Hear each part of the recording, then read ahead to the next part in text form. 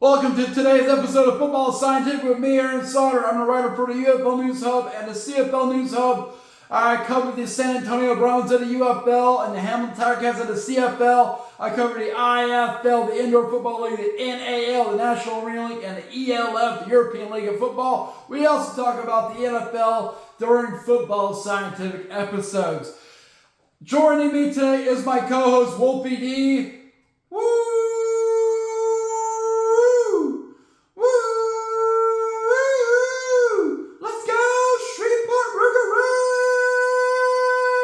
Whoa, as you can tell from Wolfie D, he is fired up for the NAL today. And here's why. Normally our predictions episode is on Thursday before the UFL and the IFL really get started on Friday night.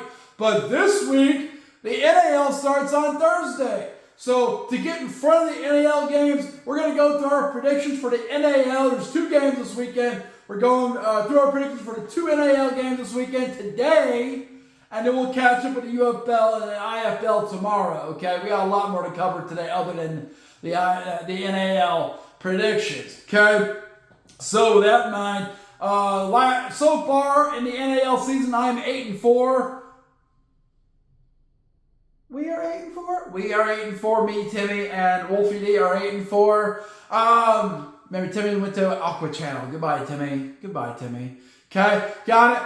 So we're hoping to go 2-0 this week, and that will put us at 10-4, which ends up looking like a pretty good win percentage after a while, you know.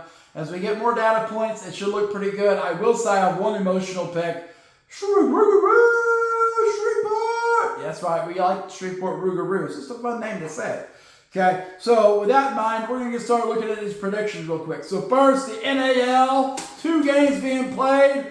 The first one is going to be Thursday night. That's tomorrow night at 9 p.m. It's going to be on YouTube, on National Arena League channel. Okay, we see the Shreveport Rougarou. Okay, Shreveport Rougarou, 1-1 in the American Conference. Rougarou going to the Idaho Horsemen, who are 0-2. Although the Idaho Horsemen were surprising last week. They put up a really good game against Omaha Beef. They had a chance to win that game. They couldn't finish it. They were in the lead after halftime. They were in the third quarter. They had the Beef on the ropes, but they couldn't finish it. Started turning the ball over and giving the Beef a short field, shorter than 50 yards. And they turned it over to their own end of the end zone, or field, and boom, easy scores by Omaha. They stole the game back 28-24. I will say Omaha, if you look at my power rankings from a couple days ago, they are our top team in that NAL right now. Idaho almost beat them, okay? Shreveport, they're 1-1. They beat the Wheeling Miners. Who hasn't beat the Wheeling Miners? Pretty much everyone other than the Carolina Cobras, Colorado Spartans, okay? So they beat the Wheeling Miners. But I think this would be a big-time game for Shreveport, okay? Shreveport needs to come out. They've been making a lot of changes to their roster. They're making trades, they're making additions, they're making subtractions. They're a very active team in the NAL transactions right now that has to count for something. If the Shreveport Rougarou are able to beat the Idaho Horsemen tomorrow, they will find themselves in a 3-way tie at the top of the American Conference, okay? They'll be in a 3-way tie with the Carolina Cobras and the Columbus Lions. And we got the Renegades, the Beaumont Renegades. Have only played 1 game. They played Omaha Beef next week, so they may, we're going to find out a lot about them. But right now, that would put Shreveport on equal ground with the Columbus Lions and Carolina Cobras. And in my mind, Columbus Lions and Carolina Cobras are a much better team than Shreveport. But if Shreveport comes out and gets a win against another winless team, Idaho, then they can be in 2-1, and they'll be tied with Columbus Lions and Carolina. It doesn't matter how you get there. It just matters if you're there. You know what I'm saying? So hopefully Shreveport can use that new quarterback change in their running game. They have a good running game. They threw the ball a little bit. They look pretty good. Their defense puts up a good effort. Okay, if they come out and they play their best football, I think they can beat the Idaho Horsemen. Idaho Horsemen last week, though, showed that they can, crossing route. If you give them the crossing route, they're going to take it over and over again, and they can move the ball and score. They can't run the ball. We're going to be an empty set. Their quarterback isn't a great runner. Okay, this should be an easy pickup for the Shreveport Rougarou. We're going to find out a lot about them. If it's not an easy win for the Shreveport Rougarou, they're probably, right now I have this number 7 team in the NAL of 9 teams. That's probably true if they cannot win this game, although Idaho Horsemen are the 8th place team. So this is a 7-8 matchup in my power rankings. I really hope the Rougarou can pull it out. Rougarou! Just because we like saying their name, and Wolfie is a big fan. So let's go Rougarou. My prediction for that game is Rougarou gets the road win 34-27 against Idaho Horsemen. Hoping to be right on that. We'd like to go to 10-4. But this is more of an emotional pick. These are the dangerous ones. Emotional picks are the dangerous ones. So I got Shreveport Rougarou beating the Idaho Horsemen 34-27 in Idaho. Okay, traveling is rough sometimes. Okay. All right. Next Saturday, April 5th, 7 p.m. Eastern, the Wheeling Miners return to the Carolina Cobras. And from what I saw last week, the Carolina Cobras, they struggled with the Wheeling Miners last time, but they were not in the best spot. Vincent Espinosa was not the best quarterback for that team. They upgraded James Summers. I had predicted the previous time when the Carolina Cobras played the Wheeling Miners, it was going to be a blowout, and it really wasn't. Cobras really couldn't put the offense together. Wheeling moved the ball pretty well, and they gave themselves a chance. They did win. I think they won by 20 points or something, but I had them winning by a lot more. Okay, so I'm saying they're going to come back this week. Carolina Cobras upset the Columbus Lions. They're obviously a much better team at home than they are on the road. Okay, but they're at home this time. So I got Carolina Cobras winning 41-27 over Wheeling Miners. Wheeling Miners got to find some answers. Okay, they do everything decent. They have a running quarterback. They have a little running game. They got a passing game. They got some defense. But they don't do anything consistently. They make a lot of errors, penalties, and turnovers. And you can't win games that way. Not in the NAL, not in any league. Okay, you can't go out there, turn the ball over, and put yourself behind the chains and expect to win the game. If the Wheeling Miners can clean that up, they might have a chance to knock off the Carolina Cobras. Obviously, they can be beaten. They got crushed by the Columbus Lions the first time they played, 25-0. But they made some changes to make sure that doesn't happen again. So I say Carolina Cobras 41, Wheeling Miners 27. Okay, and that's our, if you look at it, that's our number 3 team versus our number 9 team in the NAL. But we'll see how it goes. There were also some transactions that could be relevant. First, the Columbus Lions, they released linebacker DeCoven Lucan, and they released kicker Blake Erickson. Okay, that's not really right. They don't play this week. Carolina Cobras released defensive back DeWandrick Crockett. So that will, he's probably a support guy, a depth guy. He got cut for whatever reason. I don't think it'll make an impact on the Carolina Cobras or my pick. That's why I didn't go over those first. If it was going to be relevant, I would have went over those first. Boom. All right, next.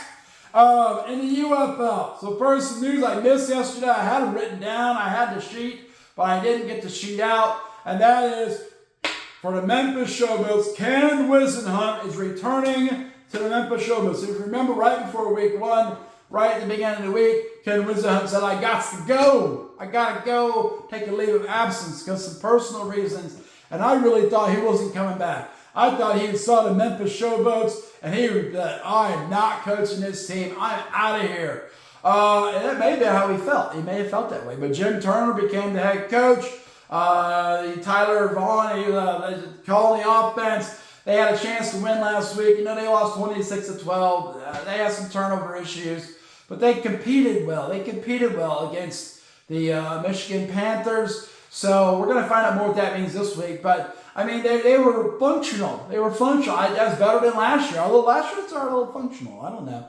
But this week, Ken Whisenhunt is back. Boom. He's going to go back to calling the offense. It's his offense, so it'll probably flow better.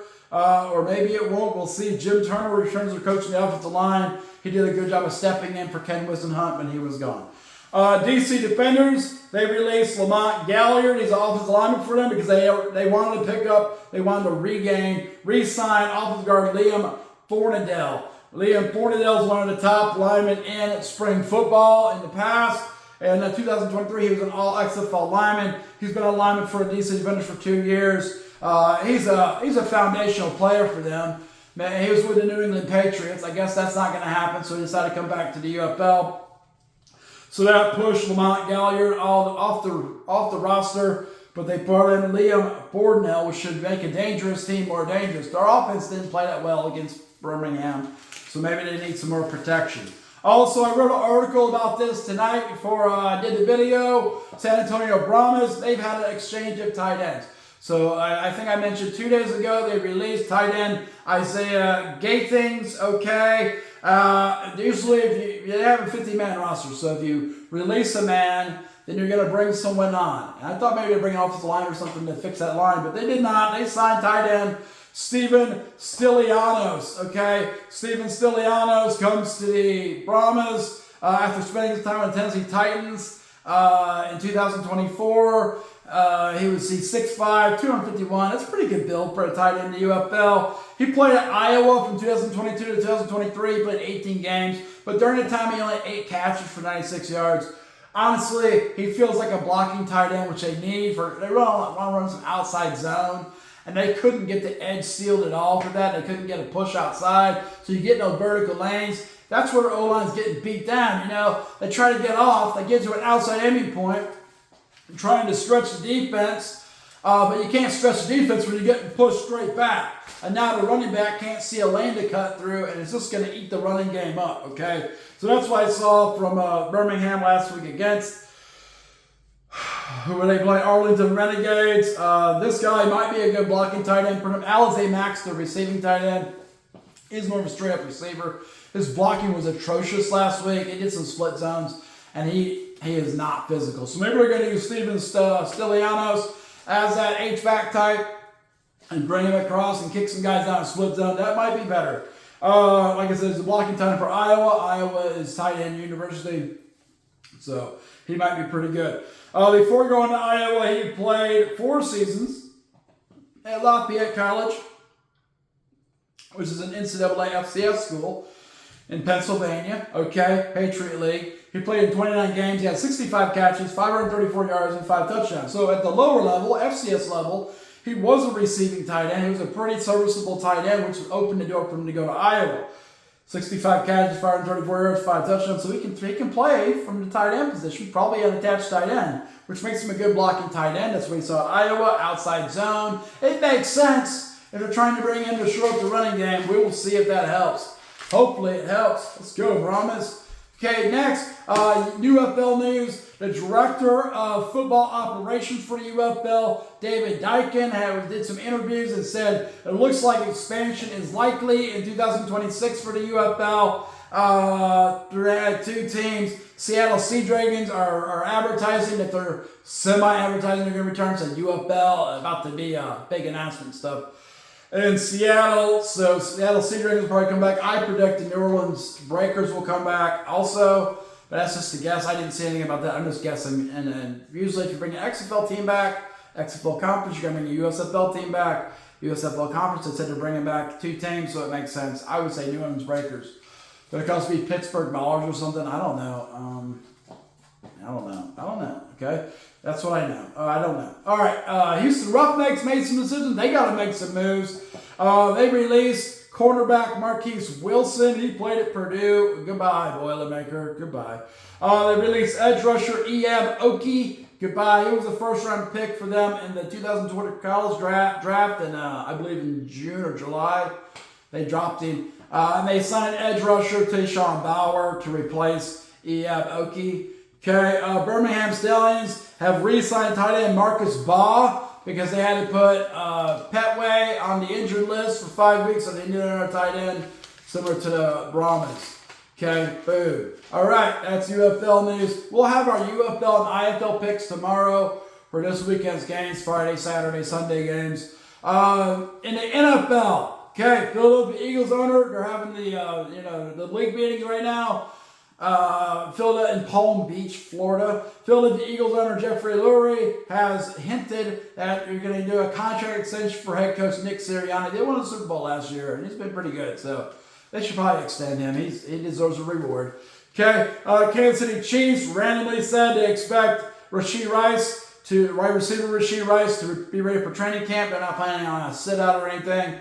Okay, also people are starting to believe that Shedeur Sanders could end up falling out of the draft down to the Dallas Cowboys in the first round. So it still seems as a first-round pick, but not in the top part. I think he'll fall to the Dallas Cowboys. They got Dak Prescott, but maybe if they get Shedeur Sanders, they'll use Dak Prescott as a bridge player. And I know that Deion likes the Dallas Cowboys. Deion Sanders likes the Dallas Cowboys. So it makes sense Shedeur would be happy to go there. Okay. I think he wants to go to the Giants still. I just don't know if the Giants are going to pull the trigger because they got Jameis Winston, Russell Wilson, and Tommy DeVito. They're already loaded at quarterback. New Orleans Saints, they are going to continue to retain the services of wide receiver Chris Olave from Ohio State. They're keeping him for the 2025 season. Chicago Bears, LA Chargers, Denver Broncos are all interested in wide receiver Keenan Allen. Keenan Allen has been a career player for the Chargers, San Diego LA Chargers, but last year he played for the Bears. Last year he had 70 catches, 744 yards, and 7 touchdowns. That's a good season for an old guy, old receiver. In his career, he has 6 1,000-plus yard receiving years. I mean, he's probably a good fit to go back to the Bears. They had him. He did pretty well with them. But the Chargers want him back, and Denver Broncos could use him. He could be dangerous to the Denver Broncos. He's a good possession receiver at this point in time. Okay? All right. NFL Draft. Peekaboos, UCLA linebacker Carson Schweschinger. He had 30 teams appear at his private pro day in LA. Okay, the teams that sent their linebacker coaches, he's a linebacker, so the teams that sent their linebacker coaches are the Dallas Cowboys, LA Chargers, New York Giants, New Orleans Saints, Denver Broncos. And then after the private pro day, he met with the Dallas Cowboys, New York Giants, and New Orleans Saints directly. So they must have a lot of interest in picking up Carson Schweschinger, okay? Denver Broncos have signed free agent quarterback Sam Ehlinger. He spent his first 4 years in the NFL with the Indianapolis Colts. Quarterback graveyard. He should probably be lucky to get out of there and be a backup for Bo Nix now. And he got lucky, okay? New York Giants quarterback Deontay Banks is going to switch to jersey number 2 so Russell Wilson can wear number 3. I don't know if Russell Wilson paid him for that or not. Sometimes that happens. Guys buy their number from another dude. Cincinnati Bengals, the biggest disappointment. Basically, one of their executives, Katie Blackburn, came out this week and said some bad things about Trey Hendrickson, saying that Trey should really change his mindset and be happy with the money they're trying to give him. They're going to give him lots of money, they said. He wants more. He wants to be paid like Myles Garrett and Michael Parsons. I don't think he's that level of player personally, but he does because he led the league in sacks last year over, Myles Garrett. So he thinks he's one of the top edge rushers in the league. He might be, but Katie Blackburn said he just needs to be happy with what we can give him, which is about 60% of his value. He should be happy with a lesser contract, just knowing he gets to stay with the Bengals. That is trash. Trash. Why would you just take a lower amount of money to stay with? Maybe because you're watching out for your teammates? You want to win games? We had to pay receivers, bro. Quit being so selfish. Trey Hendrickson. I'd be like Katie Blackburn now. Okay, that was kind of uncalled for, Tyler. I don't know what we're trying to do there. Trey Henderson, we apologize for that. I apologize, Trey. I don't know what Tyler's doing. Next, LA Chargers signed defensive back Tony Jefferson. New York Jets, they have signed to exclusive rights tender offensive guard Xavier Newman Johnson. That means he's going to sign with them soon. Philadelphia Eagles signed offensive lineman Matt Pryor, helping them get stronger in the O-line. San Francisco 49ers have made a decision whether they wanted to or not. Brandon Ayuk, wide receiver Brandon Ayuk, is staying with the 49ers 2026. Remember, they had to get rid of him by the end of April 1st, by midnight, if they wanted to avoid paying him a bonus. So because they did not do that, he is not traded. He has not been released. This year, he'll make $24.875 million. And next year, he'll make $27 million. And when he first signed the current contract, they said a lot of money was going to be, potentially guaranteed, but now it's all fully guaranteed. So he's getting paid. He'll probably be happier to be with the 49ers now he's getting paid. And the CFL, the Montreal Alouettes, signed American defensive lineman Wellington. I didn't write his last name down. So sad. Okay. But I also wrote an article about the Hamilton Ticats. They signed a linebacker, Chris Russell Jr. I mentioned that yesterday. I wrote the article tonight about him, so check that out on CFL News. Okay, in the ELF, I saw a report from the ELF. The Frankfurt Galaxy are trying to get back to being a contender for a championship. In case you don't know, the ELF League started in 2021. European League of Football started in 2021. The Frankfurt Galaxy, which is an old team from the NFL Europe and the World League, they're a traditional German team, NFL Europe team.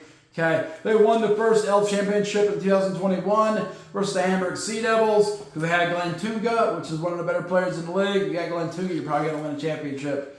Ryan Fire back-to-back Nordic Storm this year. Okay, but they have not really done anything since then. They kind of struggled. So they brought a new head coach, Bart Andrus, who coached at the college level, NFL Europe level, won a World Bowl in 2005. Coached at the CFL, NFL. He's an experienced head coach. They're hoping he helps turn around. They're bringing back quarterback Matthew McKay, who had a good start to the season last year until he hurt his leg and was out for the rest of the season. They're bringing him back, hoping to get some continuity. Last year, Marco Castle was their top wide receiver, 1,180 yards. It sounds like they're moving out from him, and they brought in wide receiver Terry Wright, who spent some time with the Seattle Seahawks, Pittsburgh Steelers, and Miami Dolphins. He's playing the CFL, the XFL, UFL, USFL. So I think Terry Wright's going to be a good player for Matt McKay and see if they can really blow it up and kind of repeat what they did with Markel Castle. If I was them, I would keep Markel Castle, but you only have 10 players that are from America, so they're probably limited on what they can do with that. Okay. They also signed defensive back Channing Stribling. Okay, USFL, CFL, University of Michigan. He spent time at Cleveland Browns, Indianapolis Colts. And that's a big move because that's going to help shore up your defensive backfield. Okay? And then finally, they have a new coach. They have new playmakers. Here's the problem I see. Where was the Frankfurt Galaxy getting beat the last couple of years? Offensive line, defensive backfield, quarterback. Okay? They had issues at quarterback. Matthew McKay got hurt. They're dealing with the quarterback. Boop, and they're dealing with the defensive backfield. Boop. You still have major issues on your O-line and D-line. I don't view them as a contender. I don't view that even with these changes, in my mind, they're not going to be a championship contender. They're going to be a pretender. They might be a little better. They might get a few more wins, but they're not going to be a contender for the championship because they haven't addressed their O-line, D-line issues. And those were major last year. That's why they are not making the playoffs. So hopefully they can, think about this a little bit and make those moves so that way they can get better and their fans can be hyped about the Frankfurt Galaxy. I used to love the Frankfurt Galaxy. They got the cool Galaxy on their helmet. They're purple and orange and red. It's pretty cool. But, I don't know if they're planning it right. Bart Andrus is probably a smart guy, but he needs to fix that O-line, D-line if they want to win games. It's basic, man. If you want to win in pro football, fix your O-line, amp it up, get your D-line rolling, okay, get your defensive backfield under control, get your quarterback a guy who manages the game. And if you have that, you're going to win a lot of games. If you don't have that, you're not going to win a lot of games. It's just that easy, okay? Boom. Next. That's it for today's video. We will have the IFL and UFL predictions tomorrow. Hopefully that will go good for this week. We'll get on the winning side and get more space between the 500 and us. We are winning these things so far. Except for UFL, we're 2-2. And hopefully we can get ahead a little bit and get things rolling. If you like the video, subscribe to the channel. Check out our single we dropped yesterday, Gridiron Grit. Check it out. I'm short. UFL News Hub, UFL articles, CFL News Hub, CFL articles. Also, check out my Substack, Football Scientific, and we'll be back tomorrow with our prediction for IFL and UFL and whatever happens in the NFL. But have a great night. Pow! Football Scientific. Oh! Oh!